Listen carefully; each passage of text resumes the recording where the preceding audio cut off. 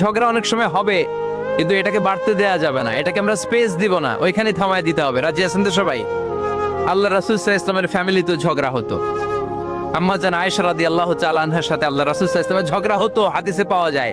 কিন্তু এগুলো ছিল মধুর ঝগড়া, সুন্দর ঝগড়া। সুবহানাল্লাহ পড়েন। আল্লাহর হাবিব বলেন, ইয়া আয়েশা ইন্নী লা আ'লামু ইযা কুনতি আন্নী রাদিয়া ওয়া ইযা কুনতি আলাইয়া গাদবা। ও আয়েশা, তুমি কখন আমার উপর রেগে থাকো সেটাও আমি বুঝি, আবার কখন খুশি থাকো সেটাও বুঝি। আম্মা জান আয়েশা বললেন, ইয়া রাসূলুল্লাহ, ইয়া হাবিবাল্লাহ, কেমন করে আপনি বুঝেন যে আমি আপনার উপর রেগে আছি, আবার কেমন করে আপনি বুঝেন আমি আপনার উপর সন্তুষ্ট আছি?